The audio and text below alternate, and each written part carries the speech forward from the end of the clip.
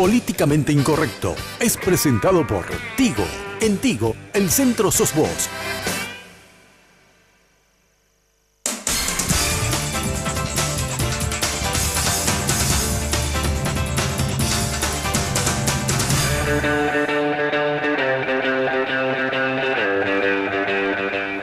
Muy buenas noches, gracias por la sintonía. Bueno, vamos a hablar de esto que estamos obligados a hacerlo porque en los últimos días el presidente de la República, Horacio Cartes, nos ha regalado una serie de pocas felices declaraciones en donde o en las que de alguna manera revela la influencia que puede tener, que sigue teniendo lamentablemente el poder político en el poder judicial. No es cualquier ciudadano el que hace las declaraciones que hace y sobre todo llama la atención, pone en duda por lo menos, ¿verdad?, todo el proceso judicial cuando esos exabruptos del presidente horas después se traducen en acciones concretas por parte de la Fiscalía e inclusive de ministros de o integrantes, digo, de la magistratura, o sea, jueces que también reaccionan de manera rápida. Hoy vamos a hablar de eso, vamos a hacer un poco un análisis político de qué supone este nuevo estilo, parece, del presidente de aprovechar espacios públicos para identificar a quienes él cree son sus enemigos y que después el aparato público funciona en contra de estas personas. Lo que significa el tema de las libertades, la presunción de inocencia que nos olvidamos tan fácilmente que tiene rango constitucional. Bueno, de todo eso vamos a estar hablando hoy, ya les cuento. Estamos aquí en la mesa con Liliana Boxia, ella es abogada de Steven Patrón. Hola Liliana, ¿qué tal? Hola Luis, ¿cómo estás? Gracias por venir. Gracias a vos por la invitación y por darnos el espacio. Estoy también con Sara Mabel Villalba, ella es politóloga. Hola Sara, ¿cómo estás? Hola Luis, un gusto y muchísimas gracias por la invitación. Ex colega, alguna vez fue periodista, pasó a mejor vida, decidió estudiar y bueno, si no hoy podía ser una pirómana más, ¿verdad? Acá del grupo. Estoy con una futura colega, ya está haciendo periodismo, Guadalupe Acosta, hija de Oscar y de Menchi. ¿Qué tal, Guada? Gracias por venir. Bien, Luis, bien dentro de todo este panorama, aquí firmes y gracias por la invitación. Bueno, y estamos también con Dalia Pereira, ella es la pareja de Steven Patrón, el joven que ustedes saben, el joven liberal que está en este momento en emboscada. Hola Dalia, gracias por venir. A vos Luis por el espacio, muchas gracias y muy buenas noches. Bueno, voy a arrancar justamente contigo, Dalia, para contarnos un poco algo más de Steven, porque sabemos casi nada de él, ¿verdad? Él es abogado, es estudiante, ¿cuál es su situación? Es estudiante todavía, ¿verdad? ¿Está estudiando Derecho? No, Historia. Historia. Sí. Mira. Bueno, como saben, él fue dirigente estudiantil secundario, ¿verdad? Fue coordinador de la FENAES. También fue perseguido en ese entonces, ¿verdad? Tuvo una imputación hace 2 años atrás, ¿verdad? Por la toma del MEC.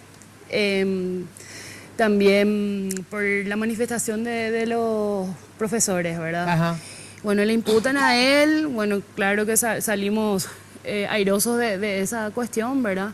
Bueno, él es un joven luchador, un joven soñador como se caracteriza, ¿verdad? Todos los jóvenes, yo también soy una joven... ¿Sos militante también? Sí, de un partido de izquierda.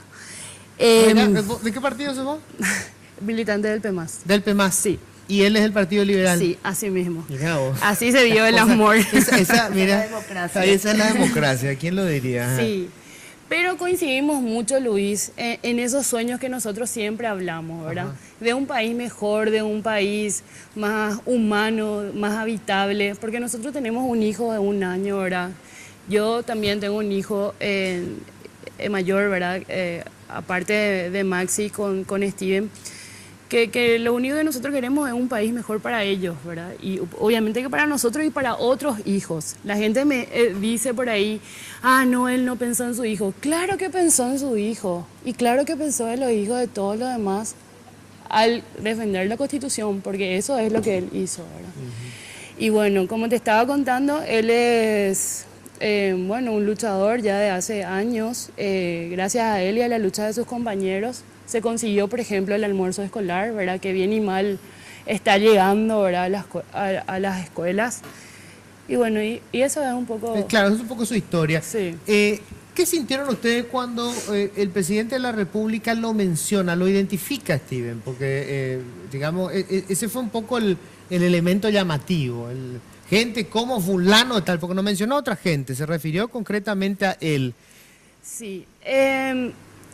Primero tuvimos miedo, ¿verdad? Como seguimos teniendo miedo ahora, porque él no está en cualquier lugar, está en emboscada, en un penal de máxima seguridad. Y seguimos teniendo miedo por su vida, por la vida nuestra, de toda la familia, ¿verdad? Tuvimos miedo, Luis, porque, como decís vos, o sea, se refirió a él con nombre y apellido, o sea, que lo tiene acá. Lo tiene identificado y yo creo que ya lo tenían identificado justamente de aquella vez, de la toma del ministerio, del enfrentamiento con la ministra de Educación. Y como te digo, fue miedo, pero no creímos. Nos agarró desprevenido, ¿verdad? La detención de él. Claro que sí, porque ¿quién va a pensar que vos, al salir de la fiscalía, cuando estabas declarando minutos antes con su abogada, con otros compañeros que están imputados también, que en la puerta de la fiscalía van a venir y te van a detener con una aparatosa ahí cuestión con 3 fiscales, con 8 policías y como en películas, ¿verdad? Claro. Nadie va a pensar eso, o sea, en ningún momento nosotros pensamos que iba a ocurrir eso. Y eso, él nunca se negó, él siempre acudió a todos los llamados. Claro. Y eso, y es irónico, que justo Claro, al salir de la fiscalía lo Vamos detienen. a hablar después de esto porque muchos dicen, bueno, lo detuvieron porque si no hoy estaría exiliado. Es al revés, o sea, justamente porque lo detuvieron, los otros se fueron a pedir asilo. Claro, si no hubiera sido detenido Steven en la forma que fue detenido y tan arbitrariamente, los otros se fueron porque iban a correr la misma suerte. Claro. No había forma de que se queden. Claro, nos quedamos acá y vamos a estar todos en emboscada. En de la emboscada, historia. sí. Estoy yendo un poco en el momento en que ocurre esto. Guada, ¿y ustedes cuando, dónde escucharon, digamos, cuando el presidente hace mención directamente a Oscar y Mechi? Si viendo los nombres, obvio que se refiere a ellos, ¿verdad? ¿Dónde estaban cuando él lanza eso? Bueno, realmente yo me encontraba en un viaje de trabajo. Fuimos ese viernes, salía a las 9 de la mañana para Villarrica y termino volando una presentación que teníamos. 1 de la tarde me subo a vuelta al auto, llego muerta, le digo a mamá, mamá, ¿será que puedo dejar el auto en casa y me chofereas a un lugar porque no doy más? Me dice, sí, guau, pero tengo que hablar contigo. Entonces llego a casa, subo al auto para hablar con ella y me dice, Cartes nos quiere ver presos a vos y a tu papá. Y uno no sabe muy bien cómo reaccionar en esas situaciones. Es una mezcla entre reír, llorar. Obviamente lo primero que hicimos fue ponernos en contacto con la familia y asumir una posición. Nosotros somos una familia un poco atípica, venimos de mis hermanos de relaciones anteriores de mi padre, mis hermanas de una relación anterior de mi mamá. Sí. Pero nos amamos incondicionalmente, entonces fue una charla que tuvimos sobre qué postura íbamos a asumir. Y asumimos la postura de enfrentar lo que está pasando.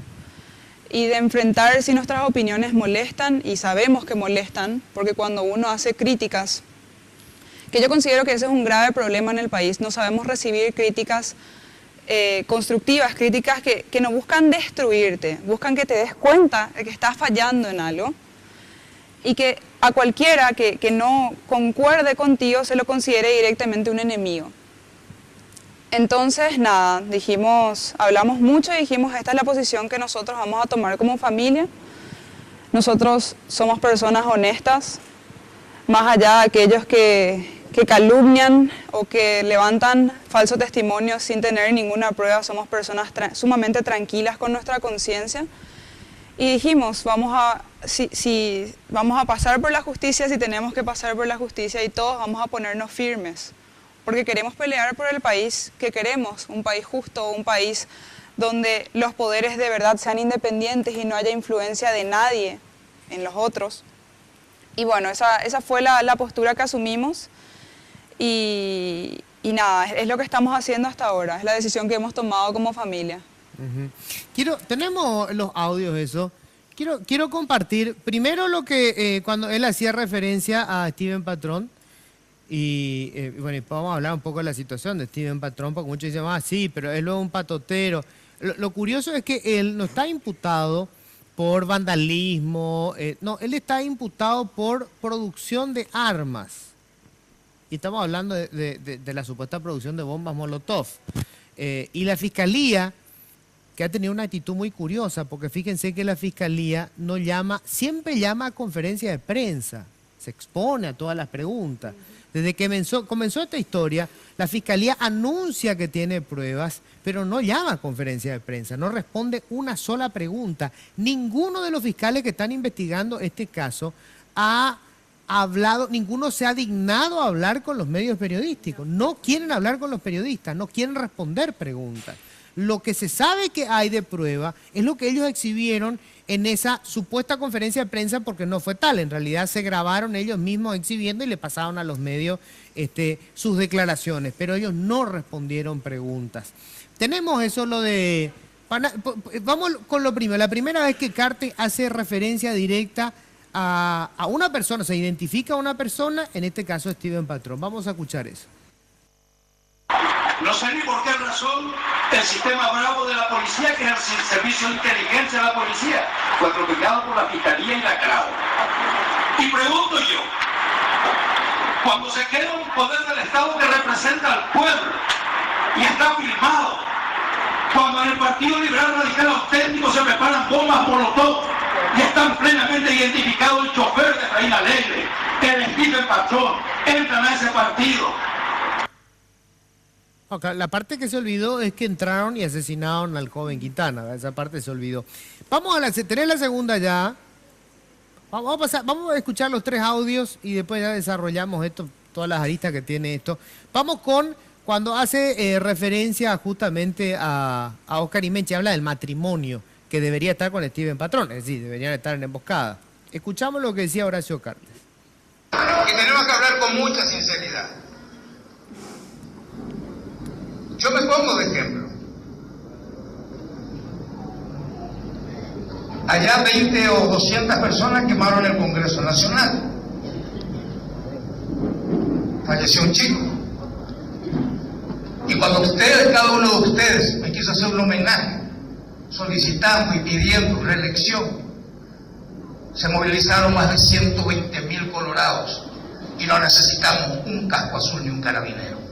Lo hicimos en la paz, con pasión. Yo quiero decirle gracias por tanto, gracias por todo. Pero ahí llegó el destino a que tuve que reflexionar. Y bueno, el comandante siempre debe informar a sus tropas.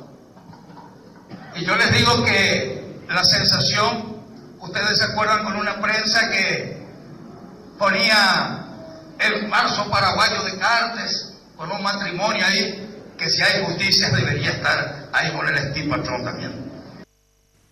Bueno, fíjense que lo que dice Horacio Cartes, y esto es muy importante, no es solamente a los periodistas, le dice a la justicia, si había justicia, deberían estar con Steven Patrón.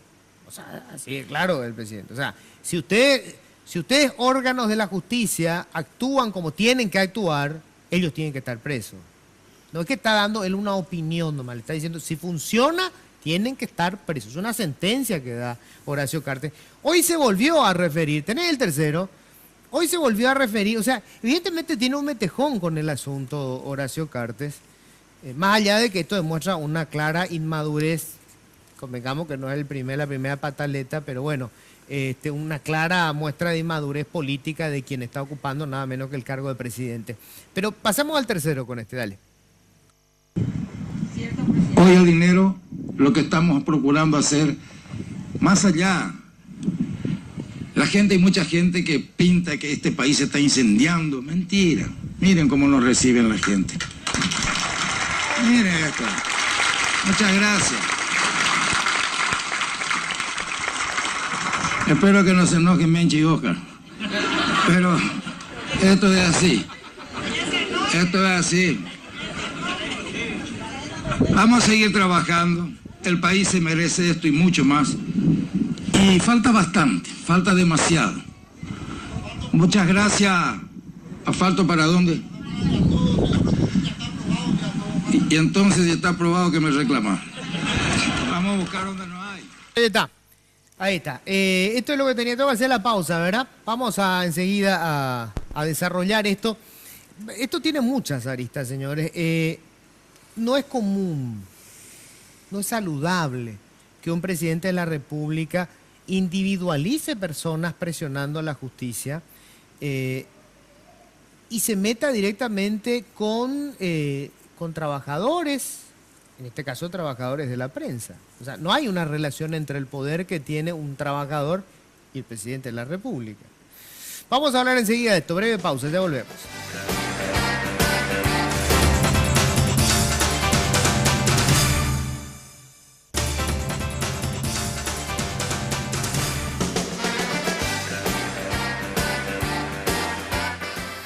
Bueno, primero que nada le tengo que agradecer a nuestros auspiciantes porque si no nos seguimos al aire. Llegaron los megas de Tigo para que estés conectado siempre. Ahora tus mini cargas a partir de 10.000 guaraníes vienen con más megas de regalo para que puedas subir fotos y videos cuando quieras. ¿Qué esperás? Hacé ya tu mini carga porque en Tigo el centro sos vos.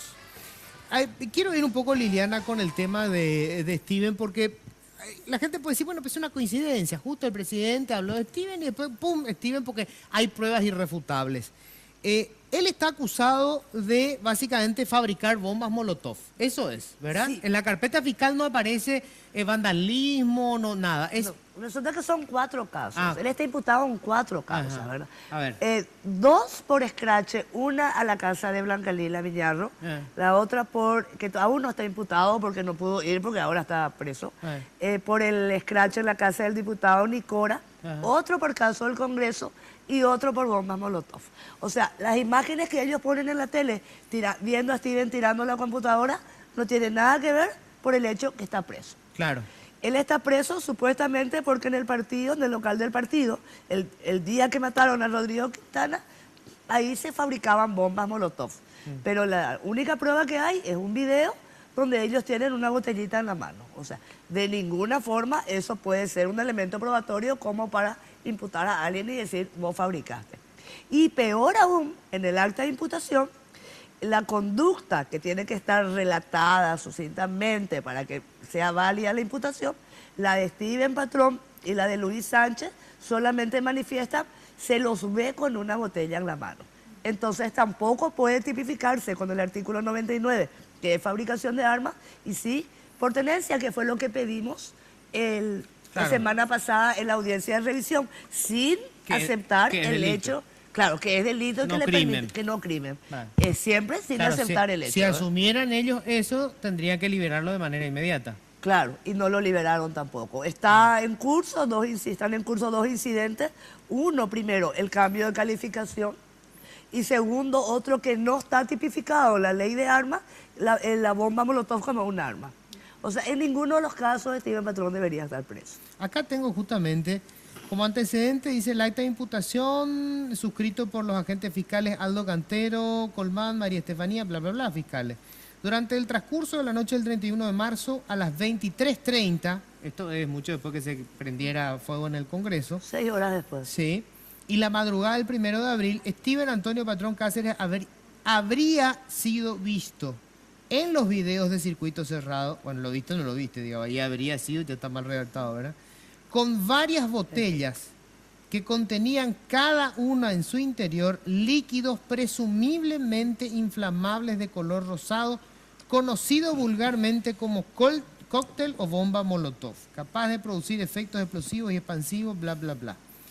O sea, acá mismo ellos dicen que no estaba fabricando, que tenía en la mano. Que aparecía con las botellas en la mano. Entonces, ¿y qué podrían ser? Y que primero podría ser, ¿verdad? Podría ser una botellita de refresco, podría ser vinagre, podría ser cualquier cosa, Claro, podría ser. Acá es muy importante, Liliana, porque esta es una discusión que se da en las redes sociales, que la gente entienda que la carga de la prueba corre por cuenta de la Fiscalía. O sea, la Fiscalía tiene que probar que eso era una botella que incluía un combustible y que era una bomba Molotov. No, es que él tiene que probar que no era. Por supuesto, la Fiscalía está para investigar pruebas de cargo y de descargo, ¿verdad? Sí. En este caso la Fiscalía está acusando antes de tiempo y con preconceptos hechos en la mente del fiscal. El día de la audiencia los chicos estaban haciendo cánticos y el fiscal le dice a Steven, ahí está tu barra brava.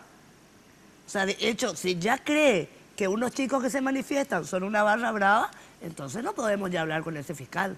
Claro, en teoría el fiscal está investigando qué hay a favor, qué hay en contra, es decir, qué argumentos hay para probar y después, de acuerdo con eso, en tal caso acusa. Claro. Acá lo que hay es una imputación, pero ya se presume, que al revés, se presume por la inocencia, se presume la culpabilidad de la fabricación de bombas y como eso tiene una pena de 10 años adentro. Claro, ¿qué es lo que hicieron, Luis? O sea, con 3 causas de perturbación de la paz pública, que tampoco es perturbación, porque es una simple manifestación, un derecho a manifestarse, como no lo podían meter preso porque son delitos, inventaron esta 4ª causa, porque si ya es un crimen, y Steven se fue preso. Y Steven se fue preso habiéndose sometido a todo el proceso judicial, porque nosotros hicimos una serie de incidentes que no vale la pena ahora explicar porque es muy técnico, Sí. y Steven lo presentamos, aun cuando no hacía falta presentarlo, lo llevamos a la audiencia y firmó todas las actas. Claro, hay que recordar que la prisión, cuando todavía no hay sentencia, se establece solamente para garantizar que el que está siendo investigado se someta al proceso. Se somete al O sea, proceso. cuando existe riesgo de que no se someta al proceso, Claro, es que lo detienen. Y por si hay peligro de fuga, también Exacto. dice el código, ¿verdad? Ofrecimos, También alegan ellos que él estaba con peligro de fuga. pero peligro de fuga, en la audiencia de la semana pasada, Sí. presentamos la fianza personal de todos los abogados, de 9 parlamentarios, Sí. y la fianza real del local del Partido Liberal. Sí. O sea, si Steven Patrón se escapaba después de toda esa fianza, Claro, era la casi justicia se queda con el local del con el PLR. local del partido y con 9 parlamentarios. Todo el dinero del parlamentario y los nuestros. Ya. Bueno, a ver, vamos ahora a empezar con el análisis político de esto, Sara. Normalmente cuando uno pasa de una dictadura frágil, después le dicen a una dicta blanda y después a una dictadura, hay procesos, o sea, es gradual, no es violento y repentino. ¿Estamos viendo ese tipo de señales? Bueno, buenas noches, Raúl Luis. Según la teoría política, lo que se está dando es como una crisis democrática. ¿Por qué es una crisis democrática? Porque hay limitaciones a los derechos y a las expresiones ¿cómo se diría? A la libertad de expresión de las personas.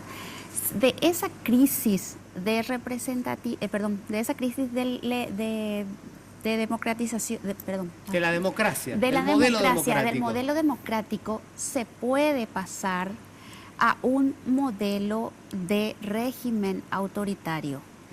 ¿Qué es un modelo de régimen autoritario? Tiene algunas características según Juan Linz, que es un teórico de la democracia que trabaja mucho este tema. Y él lo que dice es que en primer lugar hay una figura de supremacía de un poder, en este caso el poder ejecutivo claro. sobre otros poderes, o bien de el líder en sí, en este caso de la presidencia, o del grupo cercano a él, que es de facto. O sea, es lo que comúnmente llamamos el poder en la sombra, ¿verdad? Sí. Que esa es una característica muy clara de un régimen autoritario. Y esa podría ser una de las características que estamos viendo a nivel nacional, ¿verdad? Ya, o sea, hay señales, digamos, amarillas por lo menos. Hay por de señales pronto. y también después, no sé si hablamos del tema de discurso, Sí, propiamente claro, de... esto es muy importante porque el discurso del presidente no es la declaración, el exabrupto de cualquier ciudadano. O sea, vos podés estar, o sea, excitado, te hizo una entrevista, después el partido limpia cerro y dijiste una barbaridad. No. El discurso del presidente construye una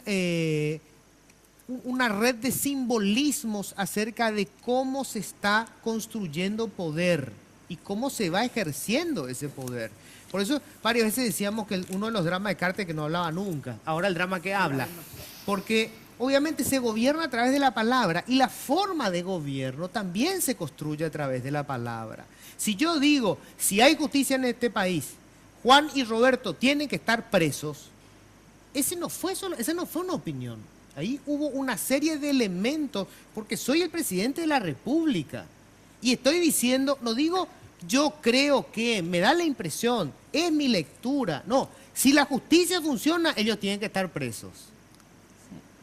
Sí, y hay otro punto con esto que estás haciendo relación, que es el tema de la separación de poderes. O sea, de que en un régimen democrático se supone que tiene que haber, o sea, la teoría dice, estamos hablando siempre de la democracia ideal, que tiene que haber separación de poderes. ¿Por qué? Porque esa separación de poderes permite el equilibrio y se hacen de contrapeso. Claro. O sea, un poder controla al otro poder y el otro y viceversa. No puede haber por eso supremacía del poder, porque eso genera un peligro al régimen democrático y al Estado de Derecho. Claro. Y eso está en los fundamentos de la democracia. Ya Montesquieu hablaba de esa separación de poderes como una fuente de control y de equilibrio, y para evitar la concentración de poderes. O sea, la concentración en una sola persona de varios poderes. ¿Cómo estoy de tiempo? Mira que estoy sin los lentes, así no veo nada. Bueno, Guada, contame por favor ahora, vos estás estudiando periodismo, yo creo que vas a terminar siendo periodista inexorablemente. Guada pues iba a estudiar medicina, pero la contaminación familiar es demasiado fuerte, ¿verdad? Entonces, papá, mamá, ahí, qué sé yo, pum, terminó otra vez en esta historia. Esa fue otra crisis familiar de la que vamos a hablar otro día. Pero ¿qué habla, por ejemplo, vos estás con los estudiantes ahora? O sea, digamos, tus padres son emblemáticos para lo que es el oficio del periodista. ¿Qué dicen después de esto?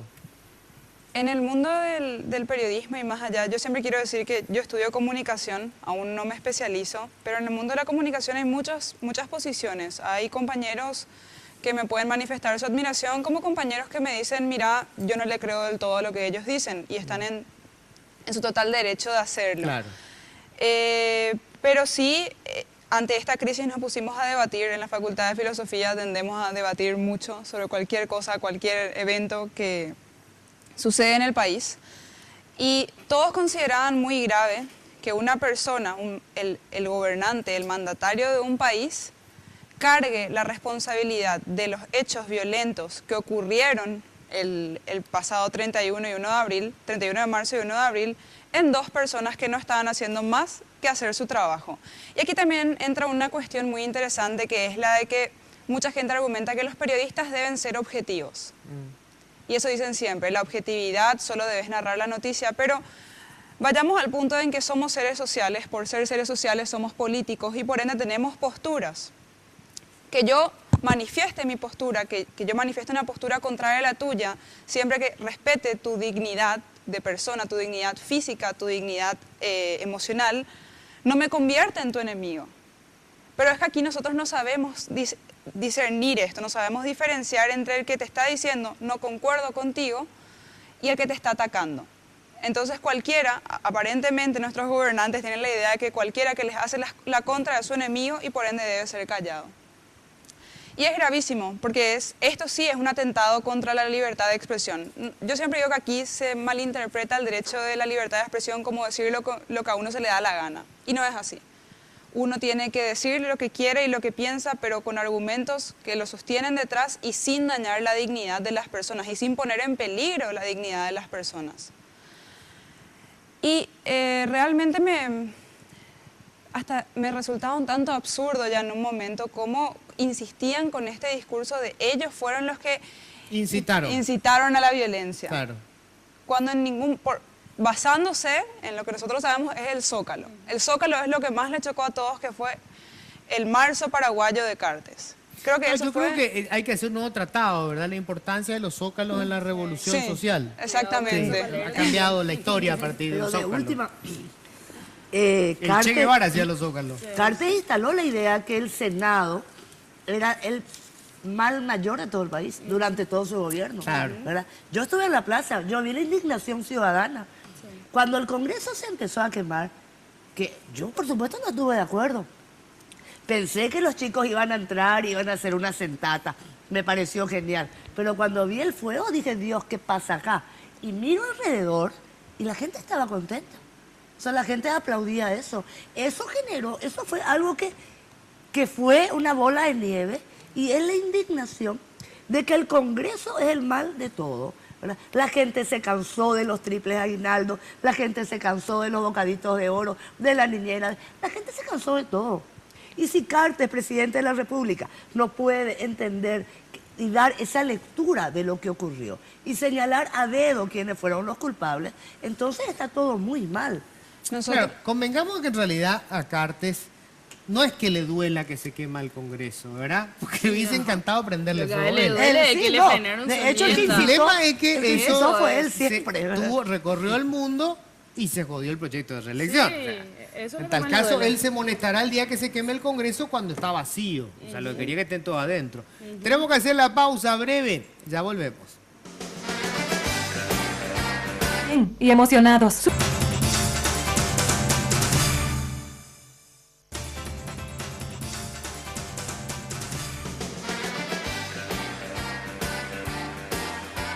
Está en la sangre. Bueno, a ver, un comentario que quería hacer que es fundamental, porque esto lo van a seguir debatiendo seguro, sobre el famoso tema de la objetividad que estaba mencionando recién Guada, que se menciona, hay como una creencia de que el periodismo es algo así como el relator, es un cronista de un partido de fútbol, que va relatando, tiene la pelota fulano, le pasó a Mengano, Mengano pateó, gol.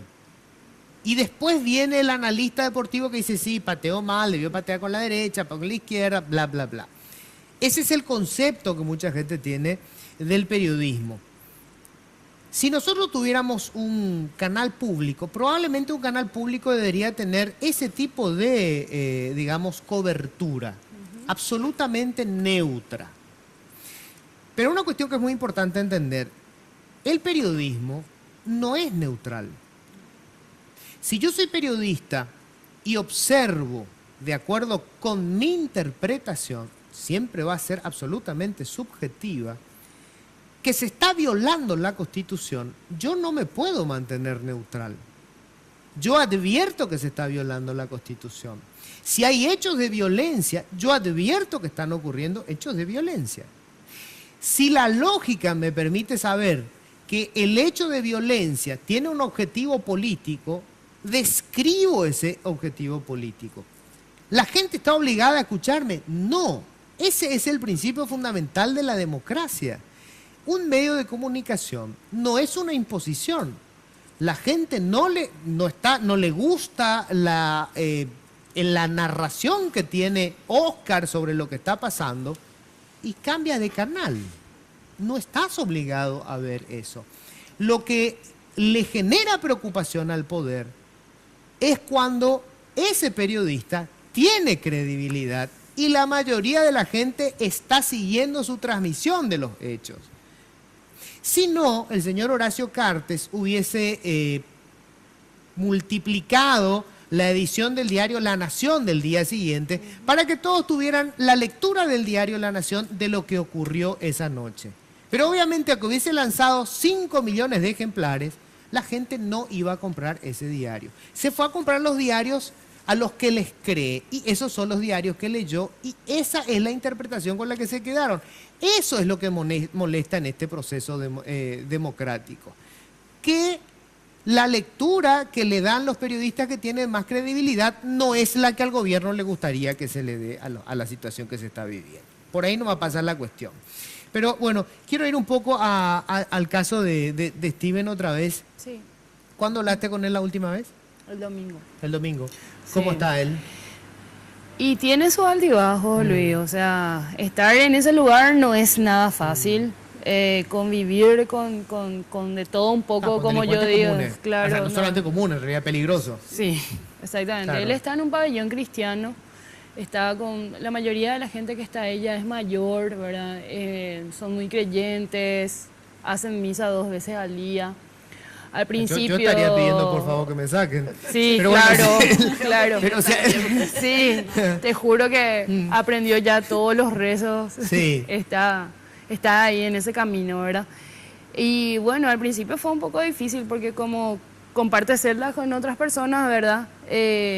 Bueno, duerme en el piso, no entra el colchón, si uno se quiere mover, tiene que sacar su colchón. Es todo un tema y aparte de ahí mismo es un mundo aparte, ¿verdad? Como él dijo en su carta el otro día, contestándole a Cartes justamente cuando mencionó a los padres de Guada. Es una gran alfombra esa, Luis, en serio, donde justamente señores como Cartes quieren guardar toda la basura, ¿verdad? Y es difícil para mí como mamá de dos niños. Vos te quedaste sola ahora. Claro. ¿Steven estaba trabajando? Sí. Ah. Estaba trabajando. ¿Vos trabajás o no? Sí, ¿O él sí, también? sí. Ambos, digamos, Sí. aportaban para la casa. Claro, somos trabajadores, somos jóvenes trabajadores, Luis. Nosotros no venimos de familias ¿Usted no tiene un pudientes. cargo público? No, nada. No, nada. O sea, militan por pasión, pero no Claro. tienen ningún beneficio económico de... Claro, los dos somos jóvenes batalladores, Claro. como le decimos. No ¿verdad? recibí la fortuna que reparte el PEMAS, que es un partido... Wow. O el PLRA. Claro. Sí, o el PLRA, ¿verdad? Sí. Pero sí, tengo que destacar, ¿verdad?, que el Partido Liberal me está apoyando muchísimo, justamente en todos los sentidos, ¿verdad? Porque ellos también se hacen cargo con los abogados, ¿verdad? Y también con mis gastos, porque esto es así un gasto triple. Ir hasta allá, llegar hasta ese lugar, el camino para entrar a ese lugar es horrible. Yo tengo que depender de otra gente porque nosotros no tenemos vehículo. Sí o sí me tengo ¿No que... tienen organizar. auto ustedes? No.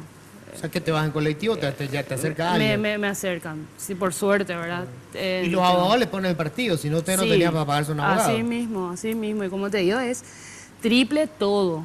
O sea, porque ir hasta allá implica gasto, igual aunque me hagan el aguante, como decimos, ¿verdad? Claro. Y es difícil, es muy difícil. Hay días que está bien y hay días que está mal. Porque como él dice, la mente es tu peor enemiga en ese lugar. Claro.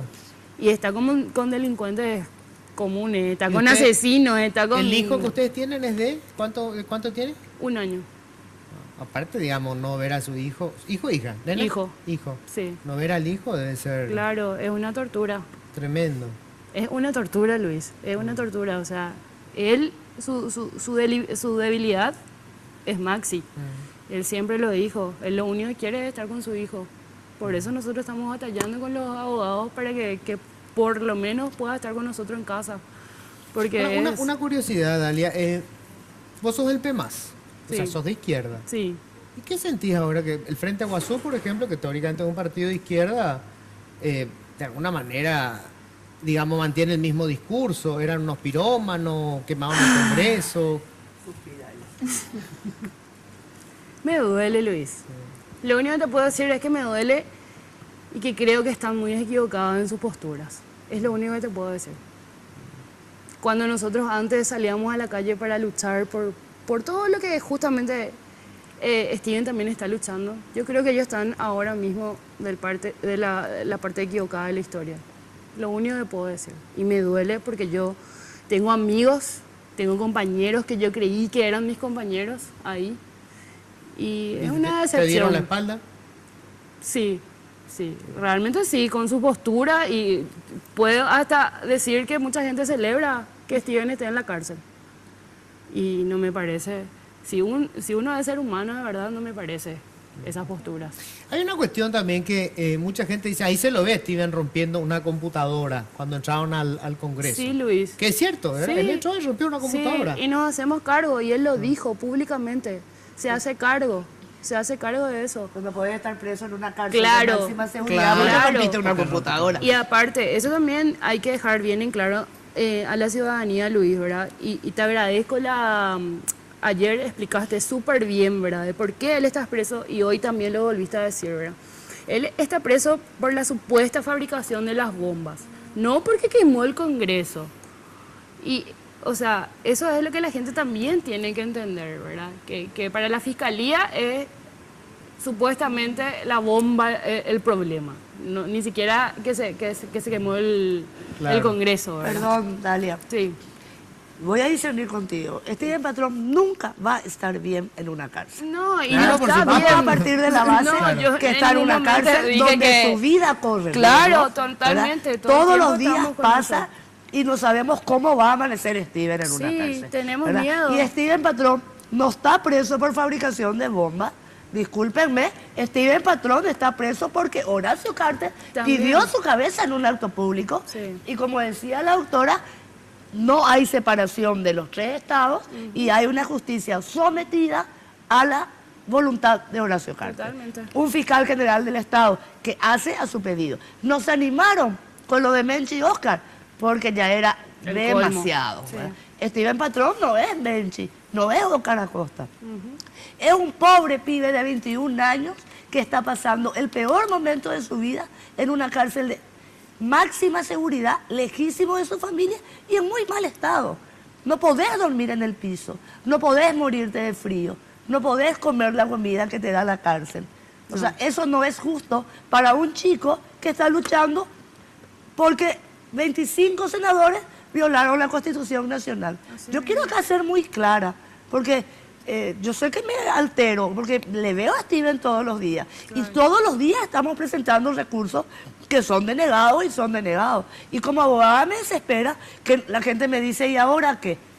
¿Y ahora qué? Estamos al A merced. arbitrio de la buena voluntad de Cartes. Si no vamos a llegar a una audiencia preliminar, 6 meses, cuando Cartes no dé otra orden para que haya prórroga, y va a estar un año este pibe preso. Y va a estar un año los chicos en Uruguay. Yo quiero repetir esto que ya dije en algún momento, pero para contextualizar nomás la historia, porque acá hay un festival de hipocresía con esta historia de qué es lo que ocurrió aquella noche. Había un proyecto de hacer una enmienda constitucional para poder incluir la figura de la reelección, para que pudieran ser candidatos otra vez, por un lado Horacio Cartes, por el otro lado Fernando Lugo. Ese era el proyecto de enmienda. La interpretación de un grupo de juristas es que eso no se puede hacer por la vía de la enmienda, se tiene que hacer por la vía de la reforma constitucional. Había un grupo muy reducido, mucho más reducido que el otro, que interpretó que también se podía hacer por la vía de la enmienda. Entonces, ¿qué es lo que hicieron? Forzar la cosa, y el que tuviera mayoría, más votos en el Parlamento, imponía su versión de la historia. El oficialismo ya tenía los votos, esa es la verdad. Ya tenían los votos porque tenían el apoyo de, en ese momento, el Frente Guazú y del llanismo, que se iba a jugar detrás de la figura de Cartes, porque era la única posibilidad que tiene probablemente de volver a entrar otra vez al poder. Ese era el escenario. Se produjo la manifestación en contra de lo que decían iba a ser una violación de la Constitución. A lo largo de la historia, no solamente en Paraguay, en el mundo, cuando se produce una situación de estas, donde un sector que no tiene el control de todo el aparato, porque todo el aparato lo controla el Estado, o sea, ellos tienen la Corte Suprema de Justicia, porque hay ministros que están en este momento sometidos a juicio político y le puede caer la guillotina en cualquier momento. Tienen controlada la Fiscalía, que es la que tiene que dictaminar, y tenían las dos cámaras del Congreso con mayoría coyuntural, o sea, toda la estructura estaba controlada para que ellos consiguieran meter el proyecto de enmienda. ¿Qué hace el grupo que está en ese momento en situación de desventaja? Hace ruido, hace quilombo, que el resto del mundo se entere de lo que nos está pasando. Ha ocurrido siempre, a lo largo de la historia. Y esas manifestaciones son barullentas, son, si querés, violentas, pero la violencia, ¿qué pasa? Y patean la valla, le escupen al policía, le gritan, sos un hijo de puta. Esa es la violencia que se da. Se pasó del límite cuando desde parte de las fuerzas no supieron controlar la fuerza y le meten un escopetazo a un diputado y le vuelan la boca y le meten un disparo, creo que fue tu hijo el que recibe el primer disparo fue el de mi hijo. Ahí viene, porque éramos 20, ahí viene Efraín y le reta al policía para ser suave y le dice, ¿cómo le disparas a un pibe? Y viene Edgar Acosta, y ahí Bradley o Efraín y a Edgar Acosta en la cara. Le vuelan la cara. Bueno. Le vuelan la cara. Allí comienza, digamos, la violencia. Eso lo estaba transmitiendo la televisión. Por eso se multiplica. Ahí viene más gente a la plaza porque ya la cosa tenía otro Pero cariz. te das cuenta que se repite exactamente lo del marzo paraguayo. Claro, es la misma cosa. Porque en el marzo paraguayo éramos 20 personas. Así Yo me mismo. acuerdo que Menche cantaba. Claro, ¿verdad? así, después se multiplica. Y hubiera seguido cantando hasta hoy si ellos no reprimían. Ahora, ¿verdad? los dos elementos, y con esto cierro, que son claves para entender lo que pasó. ¿cuál fue la jugada que hizo el oficialismo? Porque eso es muy lógico, o sea, se da cuenta que así ocurrió. Decidieron abrir el control y que un grupo entre y queme el Congreso. No es que quemó el Congreso, prendió fuego en una parte del Congreso. Era suficiente para deslegitimar toda la manifestación porque son unos patoteros que quemaron el Congreso. Para completar la historia, porque estaba muy bien armada, había información de que en el PLRA estaban fabricando bombas Molotov. Era perfecto. Caía la policía, ahí estaba Steven Patrón, el chofer de Efraín. Ellos esperaban que estuviera, por supuesto, Efraín, ¿verdad? Toda la agencia liberal. El hijo de Efraín llega con el auto de Efraín. Bueno, encuentran las bombas Molotov, los agarran a todos, fantástico, se acabó la historia. El otro día se pasaba al proyecto de enmienda constitucional y a otra cosa mariposa. ¿Qué salió mal? Entraron al local del PLRA sin orden judicial porque no fueron 2 o 3 policías, fue todo un operativo policial, llegaron al lugar, no encontraron las bombas Molotov. Y para peor, asesinan al joven Rodrigo Quintana. ¿Qué fue lo que ocurre al día siguiente? La imagen del Congreso prendiéndose y la información del asesinato de un dirigente de oposición en el local partidario y sin orden judicial se convierte en un escándalo que le obliga a Horacio Cartes a renunciar al proyecto de la enmienda. Esa fue la historia. Y todo este quilombo es porque salió mal la cosa. Tengo que hacer la pausa. Ya volvemos.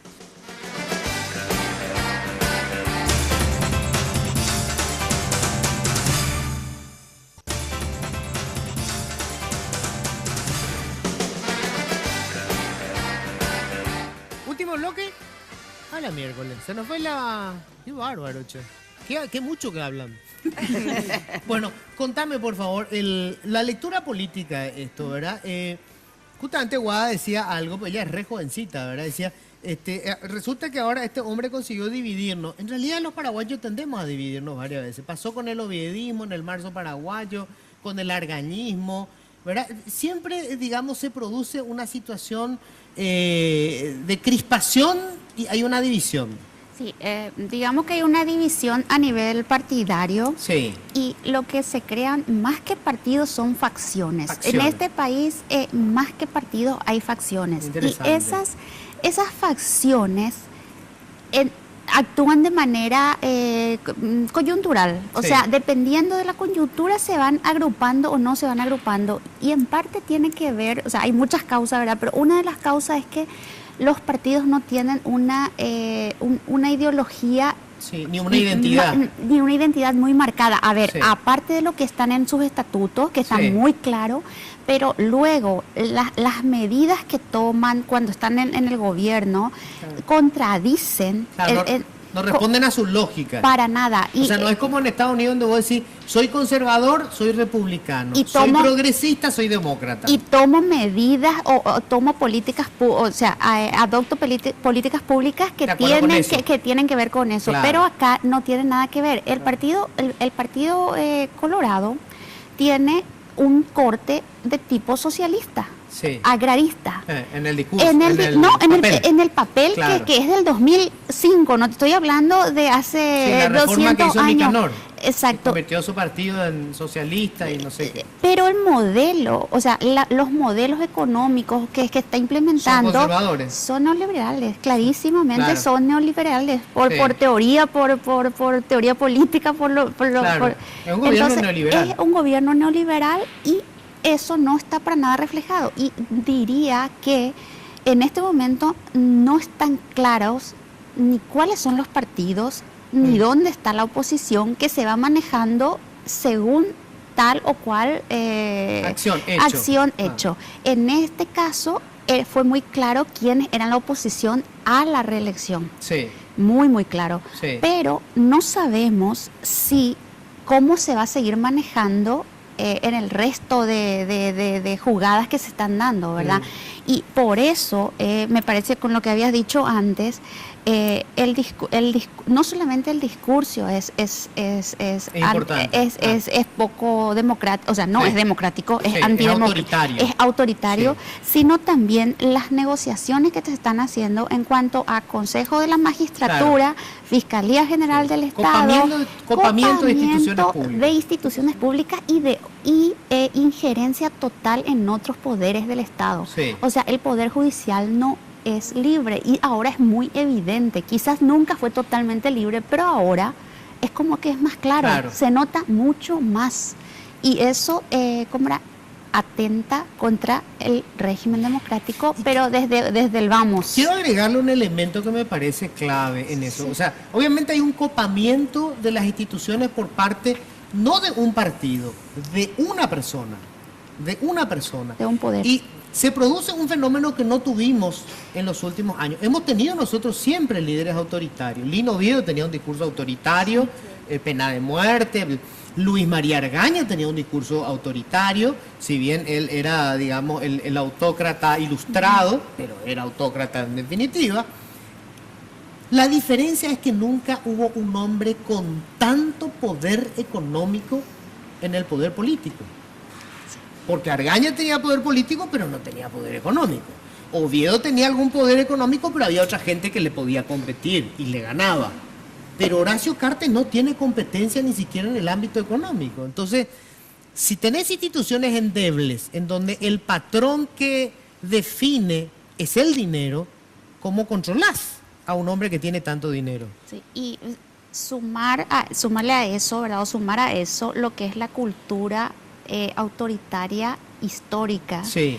Y del país que no tiene una historia de democracia, sí, que no sean más que algunos años en ciertos periodos brevísimos. Sí. Pero en general las generaciones, hasta incluso la nuestra, digo yo, ella no, ella no. Somos ella tampoco, otra nena. Ella tampoco, no, sí, ella no. O sea, acá somos los gerontes. Sí, sí.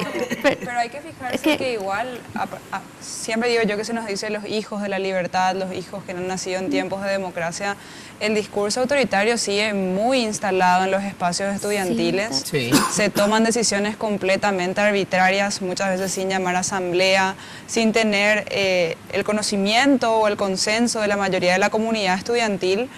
Y inclusive yo creo que a mí me ayudó mucho la formación que me dieron mis padres, pero también la formación en la Facultad de Filosofía, para darme cuenta que hasta yo tenía ciertos rasgos autoritarios. Entonces caló muy hondo en nuestra cultura y en nuestra concepción de la realidad. De hecho que hasta ahora, ¿verdad? A mí me tomó mucho tiempo aprender que aquel que no concordaba conmigo no era mi enemigo. Pero eso está súper instaurado y eso dificulta muchísimo el avance y el progreso del pensamiento crítico que tanto necesitamos que exista para que exista realmente ciudadanía hoy por hoy. Bueno, Liliana, sí, más vale recurarte porque tenés que Steven todavía necesita defensa, más vale. Bueno, yo quiero decir lo siguiente, cortito, sí, a ver si me sale. Cortito, si te sale, hace fuerza. Acá es clara la intención, amedrentar a la gente. Miedo. No te manifiestes porque te imputo. Sí. Ya tenemos un muerto. No nos olvidemos de Rodrigo Quintana. No podemos tener 8 mártires más. Liberen a Steven. A los jueces, a los fiscales, hagan su trabajo. Nos vamos a someter. No nos vamos a escapar. Vamos a hacer el proceso. Pero Steven debe estar en libertad. Los chicos deben volver a su país. Porque eso es democracia. Y porque hacemos oposición y es nuestro derecho hacer oposición. Porque somos el Partido Liberal, radical auténtico, y volvimos a ser el partido combativo como en la época de Stroessner. Y esa es la imagen que estamos dando porque ese es el nuevo actuar del PLRA. Ya no hay un PLRA sometido, ahora es un PLRA joven, dinámico, que no se va a callar ante los atropellos. Bueno, para ir cerrando, dale algo que quieras agregar. Sí, lo mismo que estaba diciendo la doctora. Pedimos a los jueces que hagan su trabajo de verdad, que no estén genuflexos a el presidente que tenemos, que es una vergüenza. Pedimos la libertad de Steven, necesitamos que vuelva a casa, su hijo le necesita y bueno, y por sobre todo que acompañemos esto, ¿verdad? Que hoy puede ser Steven, pero mañana puede ser cualquier persona. ¿Guada? Nada, recalcar que nosotros seguimos sosteniendo que la libertad de expresión, la libertad de prensa es un derecho fundamental para que funcione todo sistema democrático. Si bien en la facultad seguimos teniendo debates de si realmente nosotros llegamos a instaurar una democracia o estamos todavía en ese endeble proceso de transición, mi familia está, como dije y recalco nuevamente, con la conciencia tranquila, somos personas honestas. Mis padres me han dado el ejemplo de honestidad y trabajo desde que soy pequeña y yo acompaño cualquier lucha social, acompaño cualquier lucha que se manifieste en contra de los atropellos de los derechos humanos y nosotros no estamos enojados, a nosotros no nos enojan las cosas. Nosotros estamos acá para indicar las cosas que no funcionan y para poder arreglarlas en conjunto como una sociedad civilizada debería ser. Nosotros no nos vamos a enojar porque nosotros somos personas sumamente pacíficas, personas que no necesitan amedrentar para dar a conocer su punto de vista y esta es la posición que vamos a mantener en todo este proceso. Muchísimas gracias. Esto es para seguir debatiéndolo, gente. A ver, nosotros nos asustamos por boludeces. Eso que pasó, se quemó una parte del Congreso, tiene mucho de espectacularidad, ¿verdad? La imagen, fuego dentro del Congreso, lo dejaron hacer. O sea, no había 10.000 personas en la plaza. No se mataron a balazos, no estaban armados. No es cierto. O sea, quisieron construir eso y les salió mal. El debate era si se podía o no incluir la figura de la reelección por la vía de la enmienda. Es un debate del tipo jurídico. En algún momento vamos a hacer la reforma constitucional y vamos a meter seguramente la figura de la reelección. El país no se acaba porque Cartes pueda ser reelecto o no pueda ser reelecto. Cartes se puede morir por cáncer mañana, se puede caer en la tina, se rompió la cabeza y se murió. Y no pasó nada. O sea, el país no se agota con la vida de una persona. Nosotros hemos construido un país a base de liderazgos que nos han marcado a fuego. Tenemos que empezar a construir instituciones que nos marquen a fuego. Las instituciones sobreviven a las personas, por eso son tan importantes. Y en la medida en que podamos construir eso, vamos a dejar de tenerle miedo a estas tonterías. O sea, sí, apareció Esteban Patrón rompiendo una computadora en la sede del Congreso. ¡Qué bárbaro! No, señores, bárbaro es que nosotros tenemos narcotraficantes que están construyendo estancias, que tienen su sede acá, que financian parlamentarios, que financian jueces, que financian fiscales. Eso es grave y dramático. Lo otro es una reacción ante una discusión fuerte con respecto a una cuestión jurídica que mañana puede cambiar y no va a ser precisamente la panacea ni el fin del mundo. Aprendamos a vivir en democracia. Esta es una construcción lenta. Que tengan un feliz resto de jornada. Políticamente Incorrecto fue presentado por Tigo. En Tigo, el centro sos vos.